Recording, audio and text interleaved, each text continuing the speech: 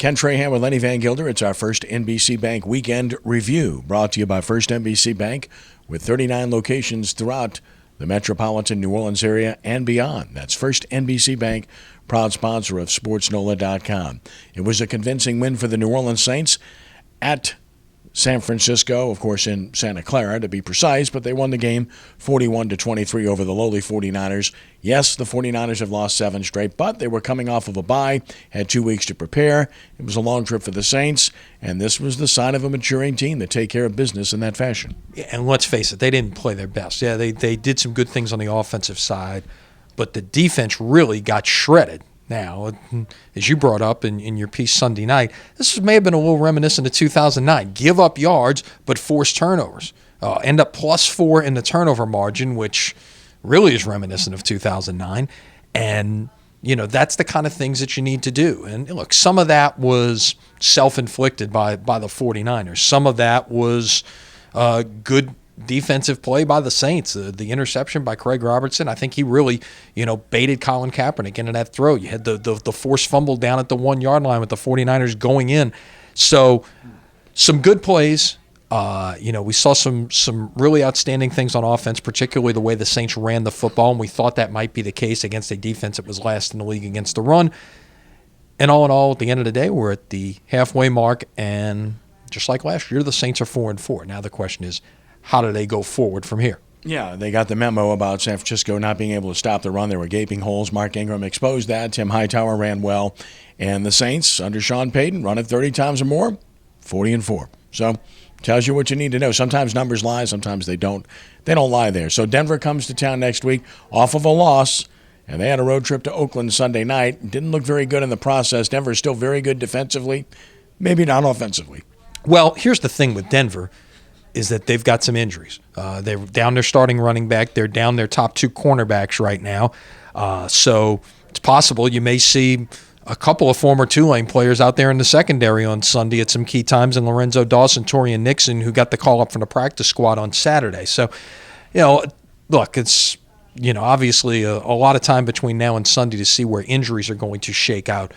But this is an opportunity for the Saints. No question about that. This is clearly a team that is playing much better here in the last 5 games than what we saw in the first 3. They certainly are. Of course, for LSU, it was a tremendous defensive effort against Alabama and the same old on offense. Things change, but they stay the same. Alabama dominates LSU's offense. They win their 6th straight against the Tigers, and LSU's hopes of anything substantial are over with now.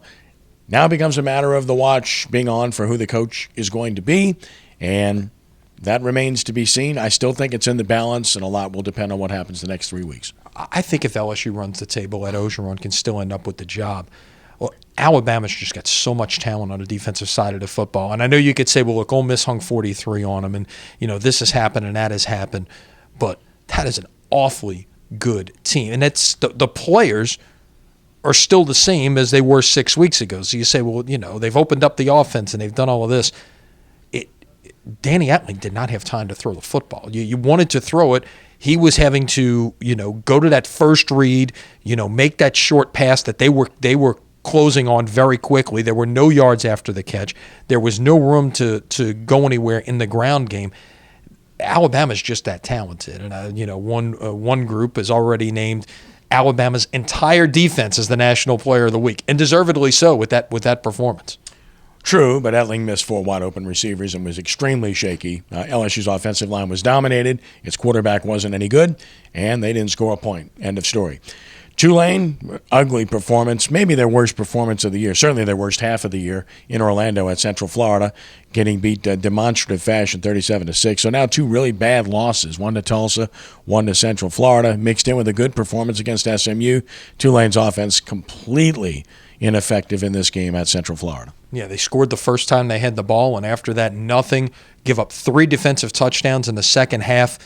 And what was amazing to me is it seemed like an opportunity to make a quarterback change, but yet Glenn Cluyette went the entire way. So you have to wonder, what Willie Fritz and staff feel about their quarterback situation going forward if in that kind of performance you're going to stick with somebody the entire way when you've gone back and forth quite a bit this year.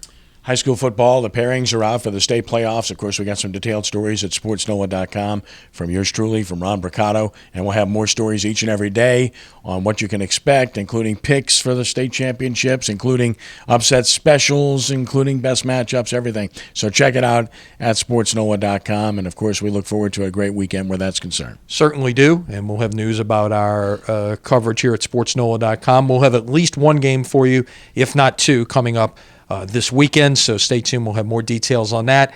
And beginning this week as well, as we always do this time of year, we'll have a special high school playoff edition of our First NBC video updates to focus solely on what is coming up on the high school front. And then, of course, the state volleyball championships coming up Thursday, Friday, Saturday at the Pontchartrain Center and Center. We'll have coverage here at SportsNOLA.com. Finally, the Pelicans back in action.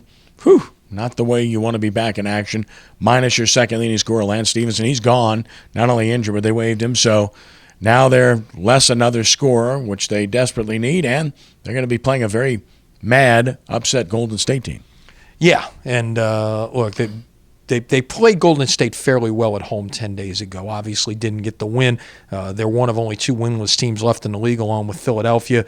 You got a 3-game road trip here, Golden State, Sacramento, then back in the Central Time Zone to play Milwaukee before you finally come home and play the Lakers Saturday night. The question is this: will they have a win by the time they get back home on Saturday? And two, will we see any significant changes by then? That's if that doesn't happen, that all remains to be seen. And look, this is not obviously the start that they wanted to have this year, and what does that mean for the future, of the higher brass in the Pelicans organization? We shall see how long they wait before any change is made, if at all any is made. And a lot will depend on what happens this week, I do believe. That's our First NBC Bank Weekend Review, brought to you by First NBC Bank, with 39 locations throughout southeast Louisiana and into the Florida Panhandle. That's First NBC Bank, proud sponsor of SportsNOLA.com. Have a great week. All right, we'll see you later this week for that prep preview. You have a great week as well, and until next weekend, God bless. Take care.